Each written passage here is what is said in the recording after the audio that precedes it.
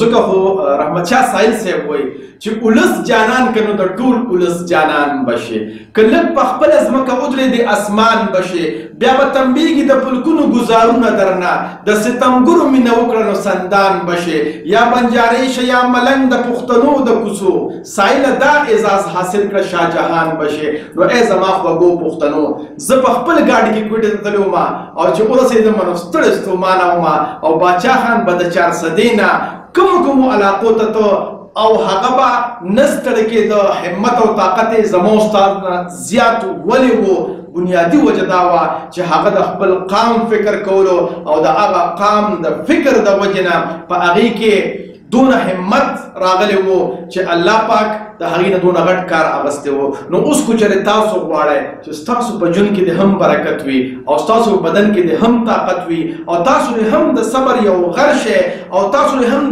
د همت یو غر شئ، نو تاسو له هم پکار دی چې د خپل قام د خدمت دپاره او د کامیابۍ دپاره خپله ملا کلکه وتړئ. اول خو زه ستاسو ډېر زیات شکرګزار یم چې تاسو زموږ لایق سیشن واورېده چې هغه په دې موضوع باندې و چې څوک هم په خپل ژوند کې غټ مقصد لري نو ډېرې فایدې یې وي، خو دوه غټې فایدې دا دي.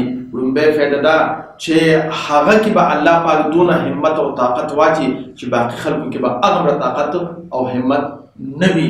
او دویمه فایده دا ده چې هغه بیا په وړو وړو خبرو یو بل سره جنګ جګړې او خفګان نه کوي.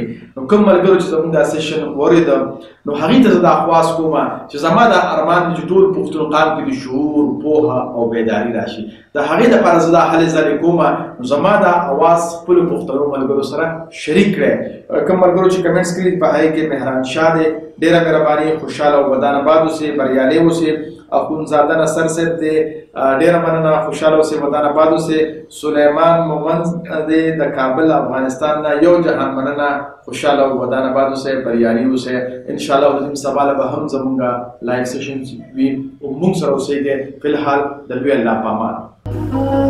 د خدای دپاره پښتنو سانونه وپېژنئ، ستاسو دپاره خو به ځان له پیغمبر نه راځي.